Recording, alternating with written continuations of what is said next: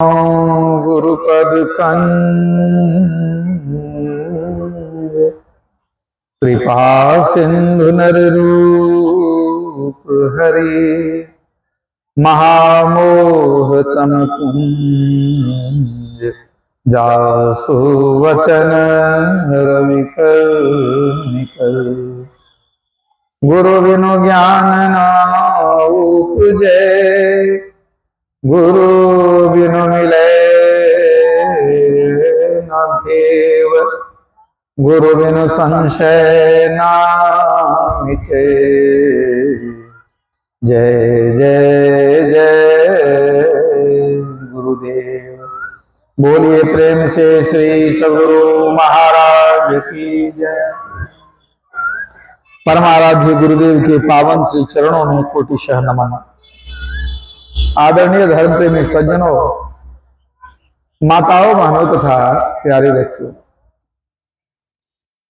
हम लोग सत्संग में आते हैं संत भगवंत की वाणी को सुनने के लिए,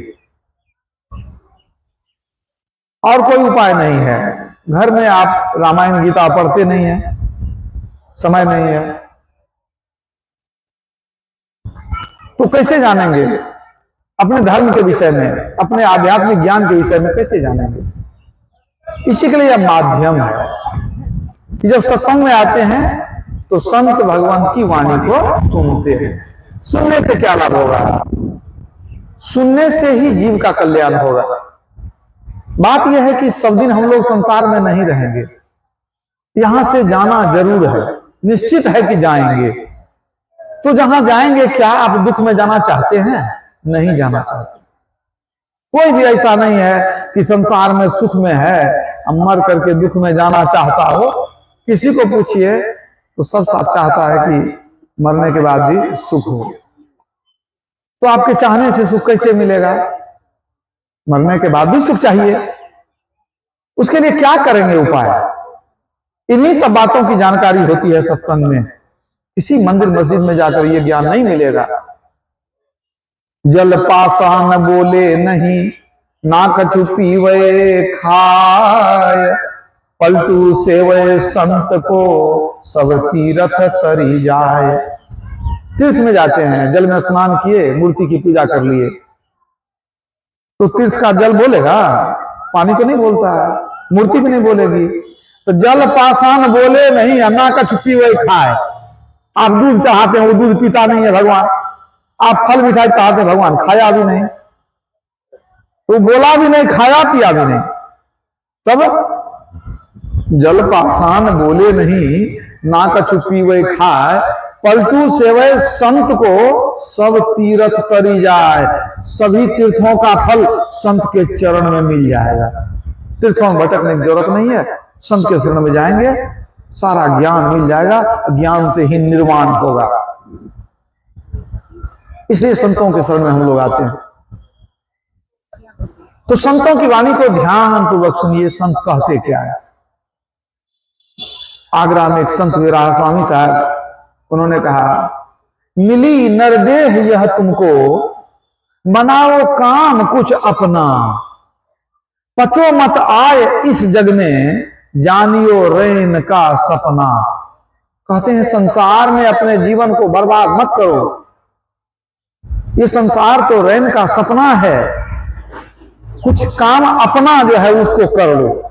मिली नरदेह यह तुमको, बनाओ काम कुछ अपना, अपना काम बना लो। जीवन को बर्बाद मत करो, अपना काम बना लो। कबीर साहब भी कहते हैं अपना काम बना लो। कहे कबीर सुनो भाई साधो, आपन काज संवारू रे, अपने घट दिया ना बारू रे। अपना काज संवार लो, अपना काम कर लो। और हमारे गुरुमाज ने क्या कहा? समय गया फिरता नहीं, झट ही करो निज काम। अपना काम कर लो। गुरुमाज जी वही बात कहते हैं। देखिए संतों की वाणियों में कितना साम्य है, सब एक ही बात कहते हैं। स्वामी साहब ने कहा अपना काम बना लो, कबीर साहब कहते हैं आपन काज संवारू रे, और हमारे गुरुमाज क्या कहते हैं? झट ही करो निज काम। अपना काम तो करो लेकिन झटपट कर लो, कल को कौन देखा है। कल रहेंगे कि नहीं रहेंगे, इसलिए अपना काम जल्दी कर लो। वो कौन सा काम है अपना काम जिसको करना जरूरी है, जो हम लोग लापरवाही कर रहे हैं, जो हम लोग नहीं करते हैं? तो फिर राधा स्वामी साहब बतलाते हैं अपना काम क्या है। यह तन दुर्लभ तुमने पाया, कोटि जन्म भटका जब खाया, अब या को बिरथा मत खो, चेतो छिन छिन भक्ति कमाओ। कहते करोड़ों जन्म भटके हो तब मनुष्य शरीर मिला है तुमको, अब इसको बर्बाद मत करो, पल पल भक्ति कमा लो। भक्ति कमाना ही अपना काम करना है, इसी से जीव का कल्याण होगा। शरीर का कल्याण तो सोना चांदी रुपया पैसा से होगा। शरीर को बढ़िया बढ़िया खिलाइए, पोसिए, बढ़िया बढ़िया कपड़ा पहनाइए, तेल मालिश कीजिए, लेकिन जीव का कल्याण रुपया पैसा सोना चांदी से होने वाला नहीं है, वो भक्ति करने से ही होगा। इसलिए सभी संत कहते हैं भक्ति कर लो, यही अपना काम है जो साथ में जाएगा, जिसके फलस्वरूप मरने के बाद भी सुख होगा, अगले जीवन में भी सुख होगा। हमारे गुरुदेव महर्षि महिमप्रभु जी महाराज जब शरीर त्याग किए तो कुछ समय पहले संतवानी गुनगुना रहे थे, सुकृत कर ले नाम सुमर ले, को जाने कल की जगत में खबर नहीं पल की। यही अंतिम उपदेश दे के गए हमारे गुरुदेव। कहते हैं जगत में खबर नहीं पल की। कल की क्या बात है, कल को कौन देखा है, पल की खबर नहीं है। पल भर में क्या हो जाए कोई ठिकाना नहीं है। तो क्या करें, सुकिरत कर ले, शुभ कर्म करो और नाम सुमर ले, नाम का सुमिरन करो, मतलब भक्ति भजन करो। सुमिरन भी भजन ही हुआ, भक्ति ही हुई, कोई अंतर नहीं है। तो सभी संत यही कहते हैं, ये जो छोटा सा जीवन मिला है इस संसार के प्रपंच में डूबने के लिए नहीं, विषय भोग में जीवन बर्बाद करने के लिए नहीं, ये मिला है भक्ति करने के लिए। तुलसीदास जी कहते हैं कुकर सुकर करत है, खान पान तन भोग, यह तन वृथा न खोइए, तुलसी भजने योग। कहते तुम खाना पीना सोना बाल बच्चा पैदा करने इसी में तुम समय को पूरा लगा देते हो। ये काम तो कुकर सुकर भी कर लेता है, कुत्ता भी करता है, सुअर भी करता है। तो फिर यह जो शरीर मिला है भजन करने वाला, इस शरीर को तुम उसी काम में बर्बाद क्यों करते हो? जो काम तू पहले कुत्ता और सुअर के शरीर में था तो तू कर ही रहा था।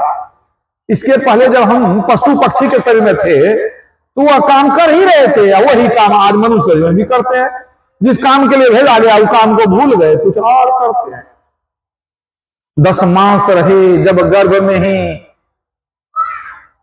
तब ही प्रभु से हम कौल कियो। जब माता के गर्भ में रहते हैं तो परमात्मा से प्रतिज्ञा करते हैं। 10 मास रहे जब गर्भ में ही, तब ही प्रभु से हम कौल कियो। मैं बाहर हूं हरि भगति करूं, यही कारण मोहे निकाल दियो। हे प्रभु पेट में पड़े हैं, बड़ा कष्ट में है, निकाल दीजिए बाहर, हम आपकी भक्ति करेंगे। मैं बाहर हूं हरि भक्ति करूं, यही कारण मोहे निकाल दियो। लेकिन हुआ क्या, जब हम मां के पेट से बाहर आ गए क्या हुआ? इत आए जगत में भूल गए, अपना प्रतिज्ञा भूल गए। इत आए जगत में भूल गए, यही कारण लोग भये दुखिया। कभी गंग कहे मन चेत करू, भजुराम सिया जी ने जन्म दिया। जिस परमात्मा प्रभु ने संसार में भेजा है उसको याद कर लो। अगर याद नहीं करते हो, यही तो दुख का कारण है। यही कारण लोग भये दुखिया, प्रभु को भूल गए और संसार में सुख खोजते हैं तो सुख मिलेगा नहीं, रोना पड़ जाएगा। परमात्मा को भूल कर किसी को सुख नहीं, चैन नहीं, आराम नहीं, कोई नहीं सकता। तो सारे संत भगवंत यही कहते हैं, बल्कि हमको जगाते हैं। हम लोग तो संसार के काम धंधा में ऐसे घुसे रहते हैं कि भूल जाते हैं कि भक्ति भी करनी चाहिए, भूल ही जाते हैं। तो संत लोग आते हैं जगाने के लिए। क्या सोवत गफलत के मारे, जाग जाग मन मेरे, अंतकाल संगी न होगा, संग न चल पऊ तेरे। जो तुम जमा कर रहे हो उसमें से कुछ भी संग में नहीं जाएगा, और जो चीज संग में जाएगा वो तू जमा किया नहीं, कमाया नहीं। मरने के बाद जो संग में जाएगा वो कमाया नहीं, और जो कमाए वो संग में जाएगा नहीं, तो खाली हाथ जाना पड़ेगा। तो कितना कष्ट होगा।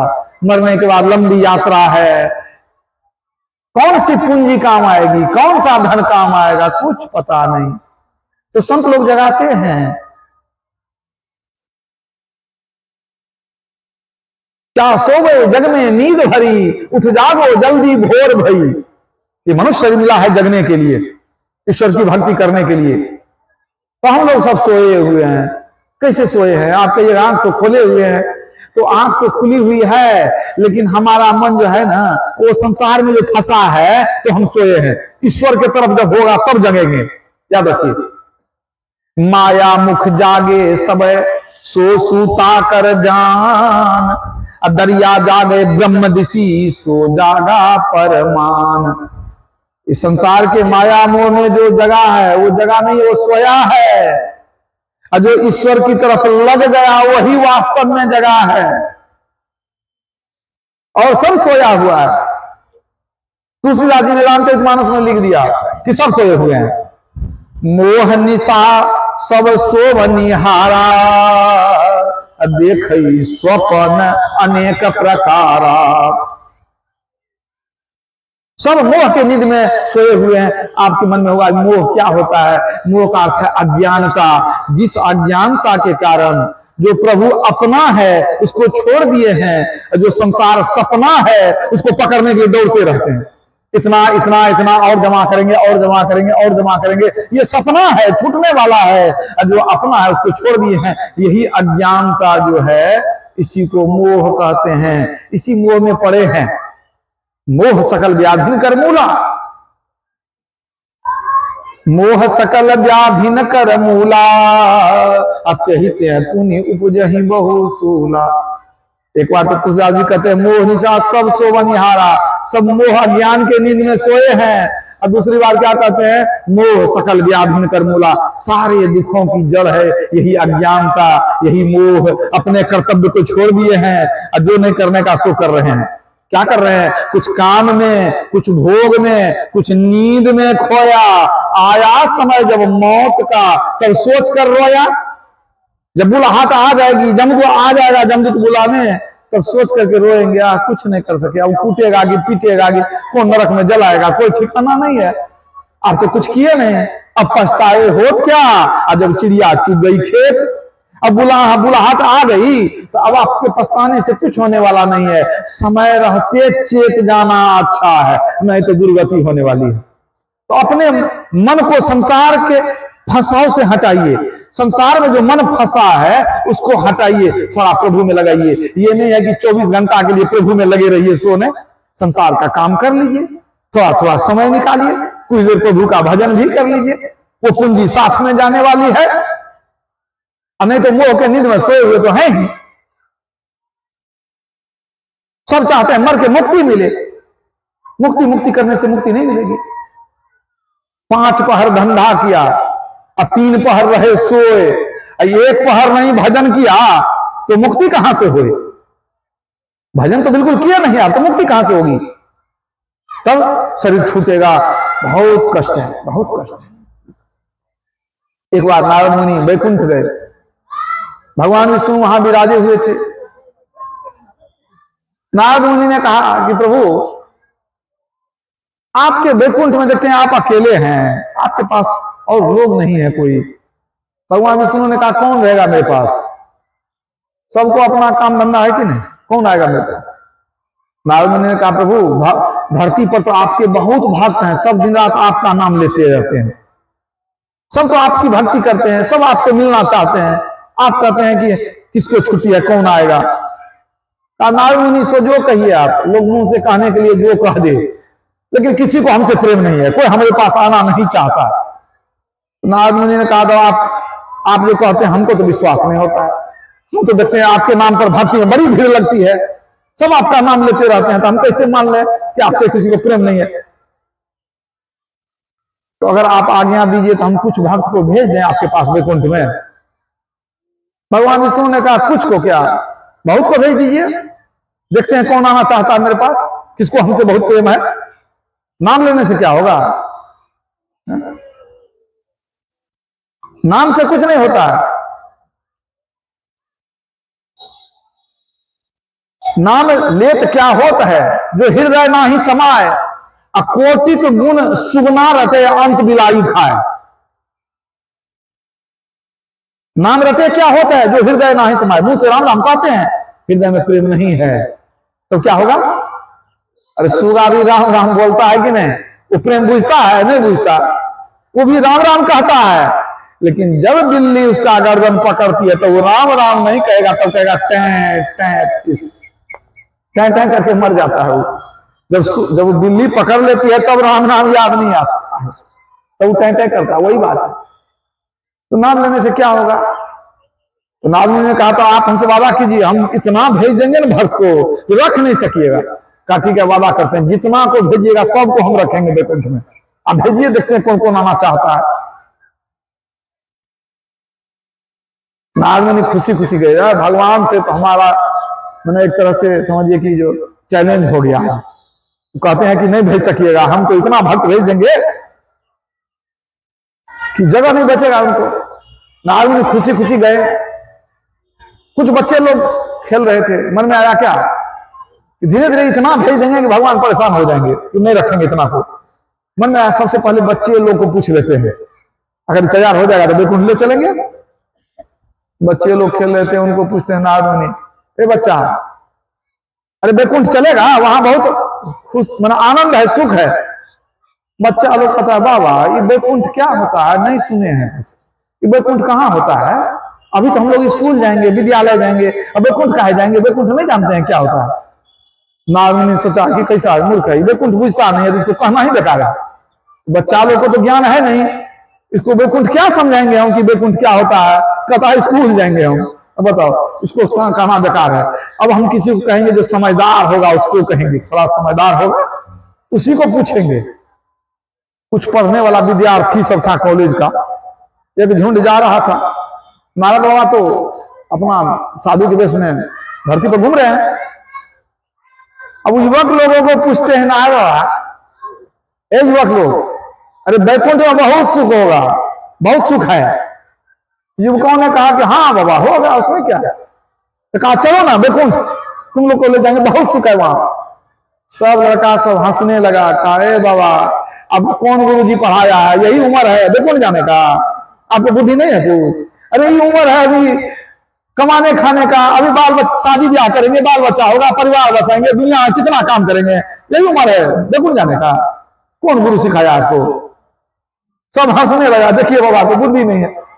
अब तो नागमणि फेर में पड़ गए कि युवक लोगों से मुंह में लगाना बड़ा खराब हो गया। सब हंसता है उनको देख के, कहता है कि बाबा को बुद्धि है नहीं है, अभी कहते हैं बैकुंठ जाने के लिए है हमारा काम, शादी ब्याह करेंगे, कमाएंगे खाएंगे, है बहुत काम है, अभी ये उम्र तो नहीं है बैकुंठ जाने का।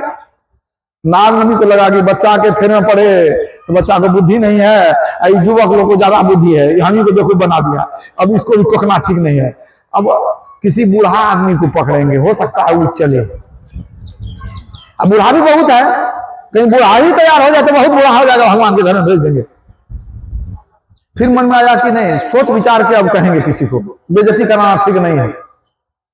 सोचने लगे कि जो बूढ़ा होगा ना, जिसको घर से मन उचट गया होगा, घर में बहुत अपमान जिसको होता होगा, उसी को समझा बुझा के ले जाएंगे। कम से कम एक तो पहले जाए कि बात रह जाए, फिर बाद में और बहुत को ले जाएंगे धीरे धीरे, कि हम तो वादा करके आए हैं कि बहुत को भेजेंगे हम, और यहाँ तो अभी कोई मिला नहीं, कितना दूर भटक लिए हैं।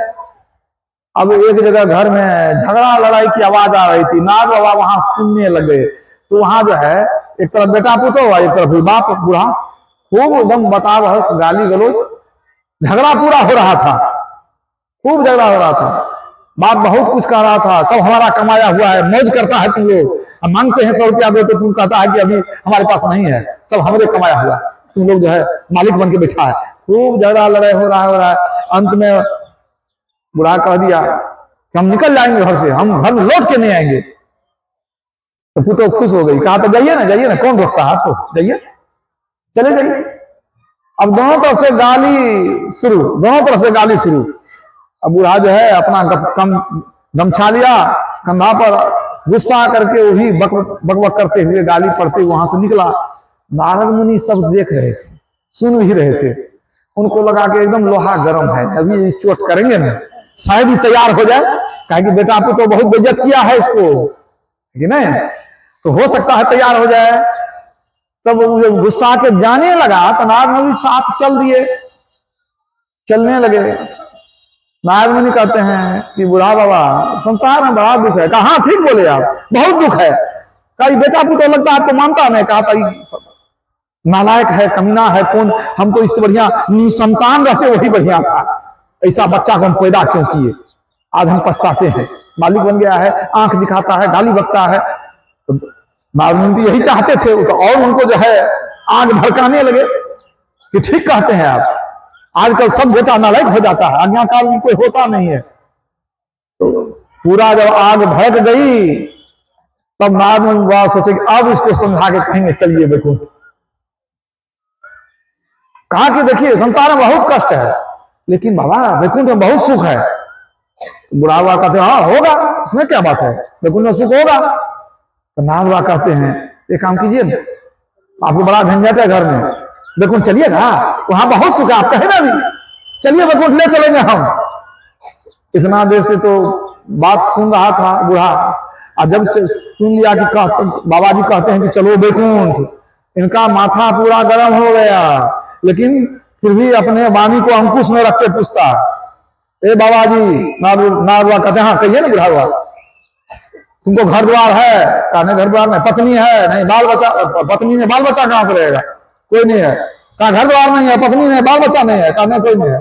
कहा अरे भागा, तुमको आगे पीछे रोने वाला नहीं है, तू ही चला जा वैकुंठ, हमको बहुत रोने वाला है, हम क्यों जाएंगे वैकुंठ। कहा अभी जो गाली देता है, कहा हमको बेटा है तो गाली देता है, तुमको तो वो भी नहीं है। हमको बेटा पुत्र है तब तो गाली भी देता है, तो नहीं सुनते हैं। अब तू तो निपुत्र है, तुमको तो भी नहीं है, गालियों देने वाला कोई नहीं है, तू ही चला जा, कोई रोएगा भी नहीं। तुमको आगे नाथ न पीछे पढ़ा, कोई रोने वाला नहीं है, तू क्यों नहीं चला जाता वैकुंठ, हमको बड़ा है सिखाने के लिए, वैकुंठ चला जा। और तो नारद मुनि वहां से बेइज्जत होके चल दिए। अब बुढ़ावा कहे तो वैकुंठ जाएंगे। मोह कैसा होता है समझ लीजिए। नारद गए प्रभु को चरण, प्रभु आप ठीक कहे थे, हम भ्रम में पड़े हुए थे, हम ही भ्रम में थे, जो आपकी भक्ति लोग करते हैं, आपका दर्शन करना चाहेंगे तो कुछ को ले आएंगे, लेकिन वास्तव में सही बात है, मुंह से कुछ कह दे, लेकिन हृदय में आप नहीं बसते हैं, आपसे प्रेम किसी को नहीं है। प्रेम बिना जो भक्ति है सो निज डिंभ विचार, उग्र भरण के कारण जन्म गवायो सार। मतलब संसार का मोह कैसा है कि बूढ़ा जो है अब अंतिम घास पानी खा लिया, कुछ दिन मरेगा, लेकिन मोह नहीं छूटता। तुलसीदास जी ने बड़ा अच्छा चित्रण किया है। तुलसीदास जी उदाहरण दे दे के समझाते हैं, क्या कहते हैं, लील चुका अहि मेढ़कन, मूड रहा सो ले, तुलसी मूरख मेढ़कन, मसा खान चित दे। इसको समझिए ठीक से, संतवानी है। लील चुका अहि मेढ़कन, लील चुका मना निगल लिया है, मना मुंह में ले लेता है ना, लीलना मना निगलना, ठीक है। अहि मेढ़कन, अहि मन सांप, मेढ़कन मन मेढक, ठीक है ना, मेढक तो सब जानते हैं। तो कहते हैं सांप ने मेढक को पकड़ लिया है और निगल लिया है उसको, आधा से ज्यादा सांप मन मेढक को वो अंदर ले लिया है। अब मूड रहा सो ले, अब उसका सिर जो है मुंडी सिर बाकी है बाहर में, माने बहुत बड़ा मेढक है, वो मेढक जो है आधा से अधिक चला गया सांप के पेट में, खा रहा है वो, और सिर बाकी है, मूड रहा सो ले, अब जो सिर है उसको भी निकल लेगा वो, लेकिन तुलसी मूरख मेढ़कन मसा खान चित दे। अब वो देखिए इस अवस्था में रहने पर भी वो मेढक कितना मूर्ख है, कितना मूर्ख है कि वो 3 कोना चला गया सांप के पेट में, अब जो मुंह बाकी है उसका बाहर में, अब उसके आंख के सामने जो कीड़ा मकोड़ा आता है तो लप लप करके कीड़ा खा रहा है, वो अभी भी लप लप करके कीड़ा खा रहा है। वो अभागा नहीं जानता है कि कुछ देर में तो हम अपने चले जाएंगे पेट में, ये कीड़ा खा के करेंगे क्या हम।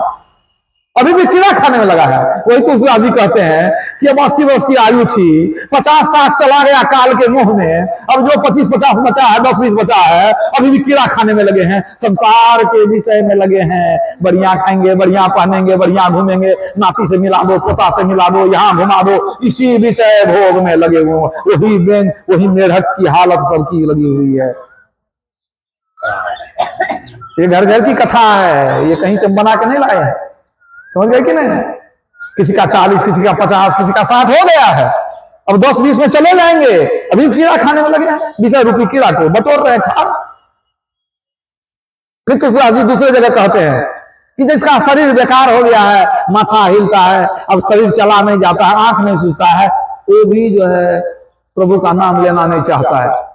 सो प्रगट तनु जर्जर जरावस व्याधि सूल सतावही, सिरकंप इंद्रिय शक्ति प्रतिहत वचन काहू न भावई। क्या कहते हैं? सो प्रगट तनु जर्जर जरावस, बुढ़ापा से शरीर जर्जर हो गया।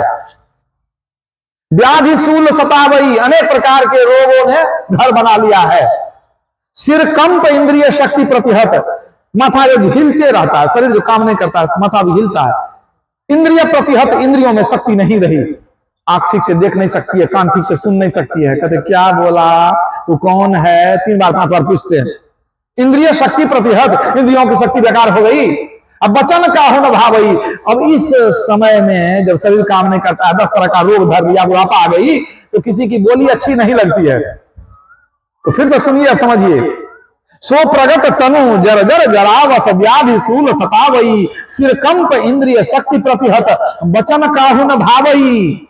गृहपाल हु से अति निरादर, बेटा बहू से आदर नहीं मिलता है। गृहपाल हु से अति निरादर, खान पान न पावई, ठीक से भोजन खुराक भी नहीं मिलता, खान पान न पावई।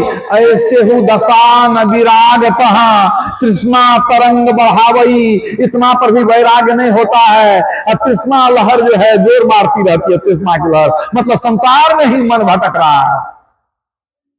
सोच लीजिए क्या दुर्दशा है। और इसी में यदि साफ हो गए, चले गए, तब क्या होगा? पूछे धर्मराज जाऊ भाई, बचन मुख ना ही कही आई, पलटू दास लखी रोया, सुधरतन पाए के खोया। सुंदर शरीर मिला था भक्ति करने के लिए, दिन रात विषय भोग में अपने जीवन को बर्बाद कर लिए। और जब वहां पूछा जाएगा तो क्या जवाब दीजिएगा? सुमिरन कर ले मन राम नाम, दिन नीके बीते जाते हैं। अच्छे दिन बीत रहे हैं, बुरे दिन आने वाले हैं, इसलिए सुमिरन कर ले राम नाम, प्रभु का नाम भजन कर लो।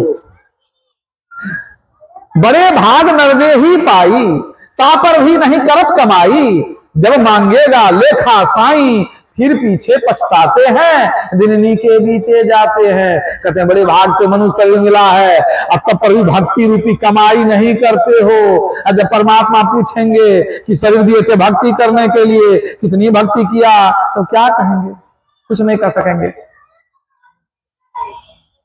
तो जब भक्ति नहीं किए तो क्या किए? दान संपत्ति, पुत्र परिवार, महल अटारी, यही सब जमा किए। तब यही सब में लगे रहे, लेकिन ये सब साथ में चलने वाला तो है नहीं। भाई बंधु कुटुंब परिवार, तुम किसके और कौन तुम्हारा। तुलसीदास जी क्या कहते हैं?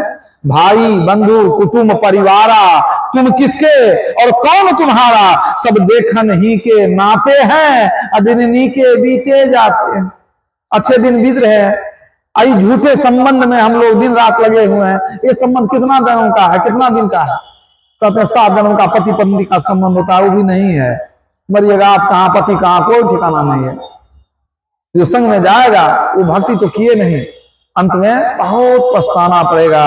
क्या होगा? तो जमदूत आके ले जाएगा, तुझे नरक बीच डुबाएगा, ब्रह्मानंद फिर पछताएगा, तुझे याद हो कि नहीं याद हो, वो मौत का दिन आएगा, तुझे याद हो कि नहीं याद हो। ये विषय भोग में लगे मत रहिए, इस काम के लिए शरीर नहीं मिला, नहीं तो बहुत पछताएंगे। करोड़ों जन्म तक फिर पशु पक्षी के जोनी में भटकते रह जाएंगे, फिर ये मनुष्य मिलने वाला नहीं है। इसलिए चेत जाइए, कबीर साहब कहते हैं, जब लगी जरा रोग नहीं आया, जब लगी काल ग्रसी नहीं काया, जब लगी विकल भई नहीं वाणी, भजले रे मन सारंग पानी।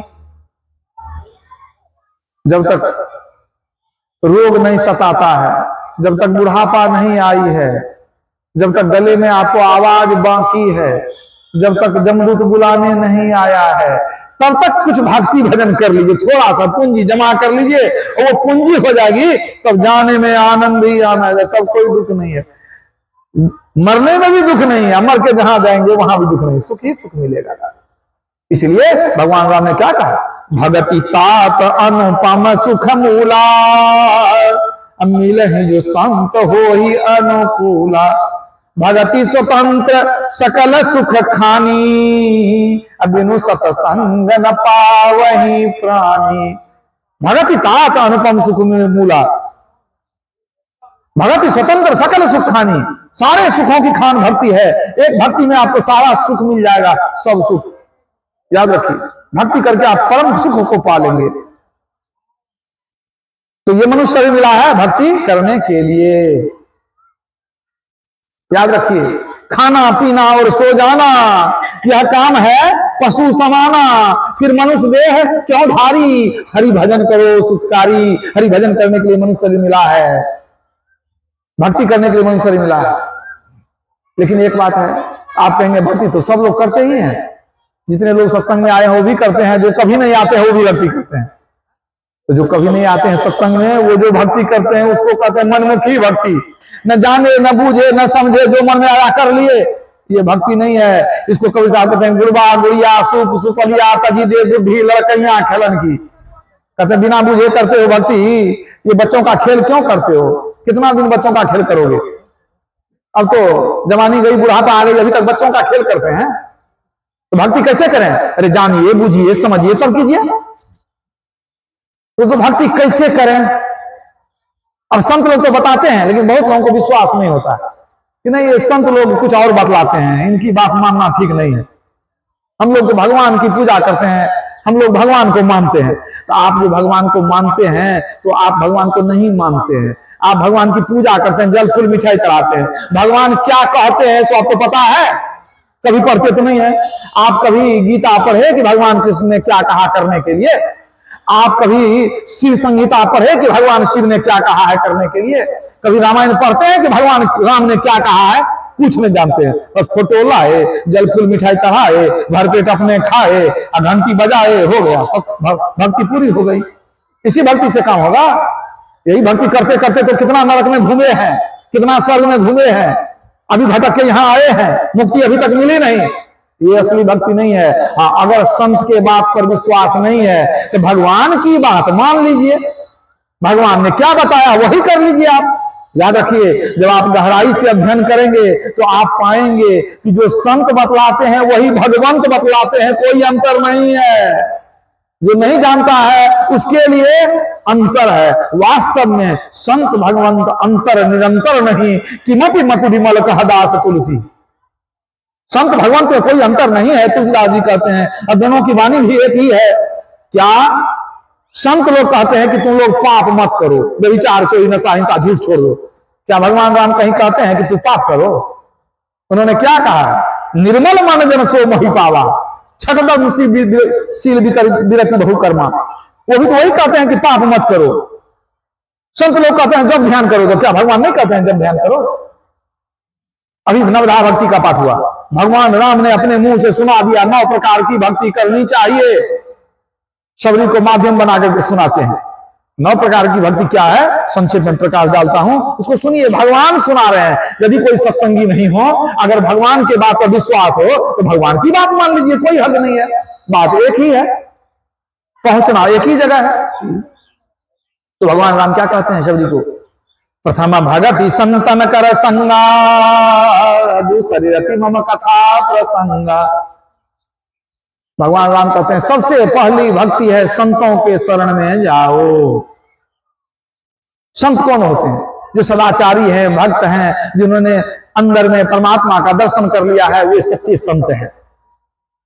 तो कहते हैं संत के शरण में जाओ। और दूसरी रति मम कथा प्रसंगा, वो जो कथा प्रसंग सुनावे, वो जो सत्संग सुनावे, संतवाणी सुनावे, रति मम कथा प्रसंगा, रति विशेष प्रेम से सुनना। वो क्या सुनाते हैं? तो पहली भक्ति संतों के पास जाओ और दूसरी भक्ति उनकी आज्ञा को सुनो, उपदेश को सुनो। क्या मतलब हुआ? सत्संग सुनना नहीं हुआ? यही तो सत्संग है। तो भगवान राम ने क्यों नहीं कह दिया कि प्रथम भगति शंकर के संगा, प्रथम भगति भक्ति भगवान के संगा, मंदिर के संगा? नहीं कहते हैं, वो तो खुद कह रहे हैं प्रथम भगति संतन कर संगा। तो भगवान आदेश देते हैं उन सबको। जो व्यक्ति सत्संग से चिढ़ते हैं, भगवान को मानते हैं, वो भगवान को नहीं मानते हैं। क्यों? भगवान की आज्ञा वो नहीं मानते हैं। भगवान कहते हैं कि तुम बाहरी पूजन को छोड़ के सबसे पहले संतों के शरण में जाओ। तो पहली भक्ति साधु महात्माओं का संग करना, दूसरी भक्ति सत्संग को प्रेम से सुनना। अगर सत्संग आपको ठीक नहीं लगता है, सुनना नहीं चाहते, तब क्या होगा? जिन हरि कथा सुनी नहीं काना, अश्रवण रंध्र अहि भवन समाना। जो हरि कथा श्रवण नहीं करता है, उसके कान का छेद सांप के बिल के समान बेकार है। तुलसीदास जी कहते हैं उसके कान का छेद सांप के बिल के समान बेकार है। कुलिस कठोर निठुर सोई छाती, सुनी हरि चरित्र न जे हर साथी। हरि चरित्र सत्संग सुन के यदि किसी का मन प्रसन्न नहीं होता है, तो उसका हृदय वज्र के समान कठोर और हृदय निष्ठुर है। वह निष्ठुर है, उसका हृदय कठोर है। और यदि सत्संग में प्रेम हो गया, सत्संग में आप प्रेम से सुनते हैं, कुछ याद रखते हैं, कुछ जीवन में उतारते हैं, तब क्या लाभ होगा? सुनी समुझई जन मुदित मना, मज्जहि अति अनुराग, लहहि चारि फल अछत तनु, साधु समाज प्रिया। जो साधु समाज में आनंद मन से उपदेश को सुनते हैं, जीवन में उतारते हैं, उसको शरीर रहते अर्थ धर्म काम और मोक्ष चारों फल की प्राप्ति होती है। तुलसीदास जी ने लिखा। सत्संग की यह महत्ता है। तो पहली भक्ति संतों का दर्शन करना, दूसरी भक्ति सत्संग सुनना। इसके बाद गुरु पद पंकज सेवा, तीसरी भक्ति अमान। तीसरी भक्ति क्या है? कहते हैं गुरु की सेवा करो, गुरु के शरण में जाओ, पहले दीक्षा लो, फिर उनकी सेवा करो। भगवान राम कहते हैं, भगवान राम भी गुरु की सेवा करते थे। मुनिवर शयन किन्न जब जाई, लगे चरण चापन दो भाई। गुरु महाराज सो जाते थे, दोनों भाई राम लक्ष्मण चरण चापन पैर दबाते थे। समझ लीजिए, खुद भी करते थे, तो सिर्फ वैसे कहते नहीं थे। तो गुरु की सेवा करनी चाहिए। क्यों भाई? उनकी कृपा होगी तो बहुत ज्ञान देंगे आपको, आपको उनसे जुक्ति मिलेगी, तब आप मुक्ति में जाएंगे। बिना गुरु के जुक्ति के मुक्ति मिलने वाली है नहीं। राह बारीक गुरुदेव ते पाइए, जन्म अनेक की अटक खोले, कहे कबीर गुरुदेव पूर्ण मिले, जीव और पीव तब एक तौले। जीव पीव का मिलन कब होगा? जब गुरु मिलेंगे आपको सच्चे। सच्चे गुरु ही जीव पीव का मिलन करा देते हैं। यदि आपके जीवन में गुरु नहीं है, तो तुलसीदास जी कहते हैं रवि पंचक जाके नहीं, ताही चतुर्थी नाही, तही सप्तक घेरे रहे, कबहू तृतीया नाही। रवि पंचक जाके नहीं, ताही चतुर्थी नाही। कहते हैं रवि का 5वां दिन जिसको नहीं है, रवि का 5वां दिन जिसको नहीं है, उसको चौथा दिन नहीं होगा। सप्ताह में 7 दिन है ना, तो रवि का 5वां दिन जोड़ के देखिए, रवि सोम मंगल बुध गुरु, गुरुवार होता है ना, तो कहते हैं 5वां दिन जिसको नहीं है, मैंने गुरु नहीं है, उसको चौथा दिन नहीं होगा। चौथा दिन क्या हुआ? रवि सोम मंगल बुध, उसको बुद्धि होने वाली नहीं है। तुलसीदास जी कहते हैं जिसको गुरु नहीं है, रवि का 5वां दिन नहीं है, उसको चौथा दिन नहीं होगा, मतलब गुरु नहीं है, बुद्धि होने वाली नहीं है। तब उसको क्या फायदा होगा? फायदा होगा कि यही सप्तक घेरे रहे, उसको 7वां दिन घेर करके रखेगा। 7वां दिन जोड़ के देखिए, रवि सोम मंगल बुध बृहस्पति शुक्र शनि, शनि ग्रह उसको घेरेगा। 7वां दिन उसको घेर के रखेगा। कबहू तृतीया नाही, तृतीया मतलब तीसरा दिन, रवि सोम और मंगल, कहते तीसरा दिन होने वाला नहीं है। उसके जीवन में मंगल कभी नहीं होगा। क्यों नहीं होगा? मंगल मूर्ति सदगुरु मिलमय सर्वाधार, मंगलमय मंगल करना विनवा बारंबार। मंगल मूर्ति सदगुरु हैं, आप उनको छोड़ दिए हैं और चाहते हैं जीवन में मंगल हो जाए। मंगल तो नहीं होगा, लेकिन शनि ग्रह जरूर घेरेगा, याद रखिएगा। गुरु को छोड़ दिए हैं तो शनि ग्रह घेरेगा। भगवान शिव ने कहा, जे सठ गुरु सन ईर्षा करई, रौरव नरक कोटि जुग परई। भगवान शिव कहते हैं, यदि कोई गुरु के नाम से चिढ़ता है, गुरु की बड़ाई नहीं सुनना चाहता, उनकी अवहेलना करता है, रौरव नाम के सबसे खराब नरक में करोड़ों युग तक वो दुख पाएगा। भगवान शिव कहते हैं, याद रखिए। ये मत सोचिए कि भगवान शिव ही गुरु हैं तो वही बेड़ा पार कर देंगे, वो पार करने वाले नहीं हैं। खुद कहते हैं मनुष्य रूपी गुरु चाहिए, नहीं तो भवसागर से पार नहीं हो सकते हैं। गुरु बिनु भव निधि तरह न कोई, जौ बिरंची शंकर समा होई। गुरु के बिना भवसागर पार नहीं हो सकते, इसलिए गुरु पद पंकज सेवा तीसरी भक्ति अमान।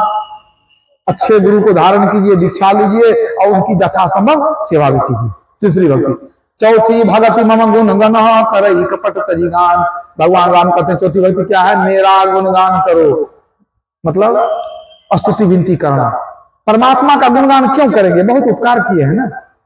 पशु पक्षी बन रहे थे, मनुष्य का शरीर दिए, माता के गर्भ में रक्षा किए, इतना दिन तक जीवित हैं। हम लोग के लिए देखिए पानी हवा कितनी व्यवस्था की परमात्मा। इतना उपकार किए तो कम से कम नाम तो लेंगे, क्या करेंगे तो उनके लिए आप जल फूल चाहते हैं तो सब उन्हीं का है, आपका कुछ नहीं है। आप सिर्फ बड़ाई कीजिए, नाम लीजिए, उनका गुणगान कीजिए, यही है चौथी भक्ति। इसी को कहते हैं स्तुति विनती करना। यदि नहीं करते हैं स्तुति विनती, परमात्मा गुणगान नहीं करते हैं, तो क्या है? तब आप कृतज्ञ हैं, उपकार को नहीं मानते हैं। जे न करई राम गुण गाना, जी है सुदादुर जी है समाना। उसकी जिभ्या मेढक के जिभ्या के समान बेकार है, जो प्रभु का गुणगान नहीं करता है। तो कैसे करेंगे प्रभु का गुणगान? प्रेम पूर्वक। मम गुण गावत पुलक शरीरा, गद गद गिरा नयन बह नीरा।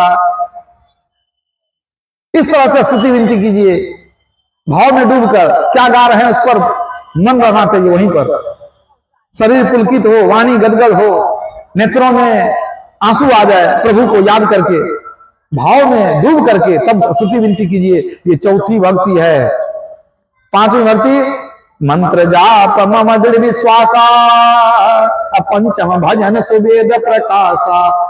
मंत्र का जप करना है पांचवी भक्ति। कौन मंत्र? गुरु से जो दीक्षा ली है, जो बतलाए हैं, उसी को जपना है। वो मंत्र क्या है? परमात्मा का एक नाम है, परमात्मा का नाम है। तो परमात्मा के नाम को जपिए। कैसे जपेंगे? तो कहते हैं मन ही मन अति पावन गुरु मंत्र मन ही मन जाप जपो। गुरु महाराज ने बताया कि मन ही मन जपना है, मानस जप करो। यह है पांचवी भक्ति। छठ दम शील विरति बहुकर्मा, निरत निरंतर सज्जन धर्मा। छठी भक्ति में भगवान कहते हैं कि सज्जन बन करके रहो, निरत निरंतर सज्जन धर्मा। सज्जन किसको कहेंगे? जो पांच पाप को छोड़ देगा। जो पाप करेगा उसको सज्जन नहीं कहते हैं। व्यभिचार, चोरी, नशा, हिंसा, झूठ करना चाहिए। पांच पाप को छोड़ दीजिए तो आप सज्जन बन जाएंगे। इसके अलावे छठ दमशील कहते इंद्रियों को रोको। इंद्रियां बहकेगी तो पाप होगा। इंद्रियां जब बहकती है, आंख कान नाक हाथ पैर बहकती है इंद्रियां, तब ना पाप करते हैं। कहते हैं इंद्रियों को रोक के रखो। कैसे रोकेंगे? गुरु महाराज कहते थे ध्यान करो, इंद्रियां रुक जाएगी। दृष्टियोग की साधना जो करते हैं, जो सुषुम्ना ध्यान करते हैं, उनकी इंद्रियां शांत हो जाती है, इंद्रियां रुक जाती है। इसलिए कहते हैं गुरु महाराज की छठी भक्ति क्या है? दृष्टियोग की साधना, जिसको भगवान कृष्ण ने कहा नासाग्र में ध्यान करो। जिस ध्यान को करके भगवान शिव ने तीसरा नेत्र खोला था, वही ध्यान है। छठी भक्ति दृष्टियोग की साधना, उसके द्वारा अंधकार से प्रकाश मंडल में जाते हैं, दृष्टियोग के द्वारा। तो छठी भक्ति क्या है? दृष्टियोग। सातवीं भक्ति सातम सम मोहिमय जग देखा, मोते संत अधिक करी लेखा। सातवीं भक्ति भगवान राम कहते हैं संसार को मेरा रूप जानकर देखो, कण कण में मैं समाया हुआ हूं, सब जगह मेरा दर्शन करो। कैसे दर्शन करेंगे राम का? कण कण में दर्शन कैसे होगा? इसके लिए है नादानुसंधान, यानी सुरत शब्द योग। जो अंदर में परमात्मा का ध्यान लगाते हैं, परमात्मा के आवाज को सुनते हैं, वो परमात्मा को पा लेते हैं भीतर। परमात्मा की आवाज सुनेंगे अंदर में, तब परमात्मा का दर्शन अनुभूति अंदर में होगी। अंदर में दर्शन हो गया तो कण कण में दर्शन हो गया। कण कण में दर्शन होगा तब आप कहेंगे सिया राम मैं सब जग जानी, करहु प्रणाम जोड़ी जुग पानी। तो छठी भक्ति दृष्टि योग और सातवीं भक्ति नादानुसंधान, आठम जथा लाभ संतोषा, सपने हूं नहीं देखई पर दोषा। आठवीं भक्ति क्या है? ईमानदारी से जो कमाए हो उसी में संतोष रखिए, हाय हाय मत कीजिए, परमात्मा जितना दिया उसी में अपना संतोष करिए।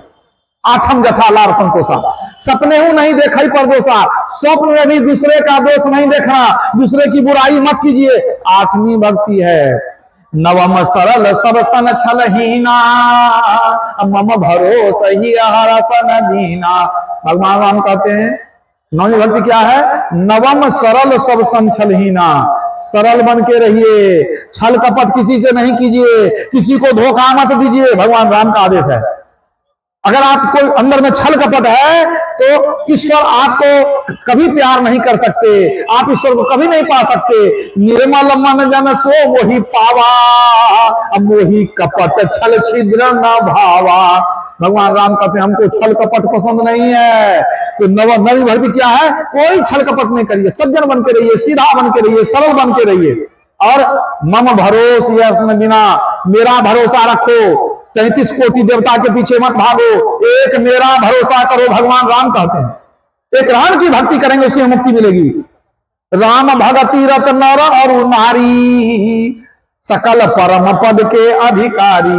जो राम की भक्ति में लीन होंगे वो कबीर साहब की तरह, वो हमारे गुरुदेव की तरह परमात्मा को पा लेंगे। तो राम कौन है? राम के दो रूप, एक तो परमात्मा राम है, एक दशरथ राजा राम है। दोनों की भक्ति कर लीजिए, सगुण की भी निर्गुण की भी, दोनों की भक्ति करेंगे तो आपका कल्याण होगा। यही 9 प्रकार की भक्ति शबरी ने किया तो उसका कल्याण हुआ, मतलब उसने मुक्ति को पा लिया। आज भी जो 9 प्रकार की भक्ति करेंगे उनको मुक्ति की प्राप्ति हो जाएगी। तो सबको चाहिए कि नवधा भक्ति को जीवन में उतारे, अपना कल्याण करें। बोलिए प्रेम से श्री सद्गुरु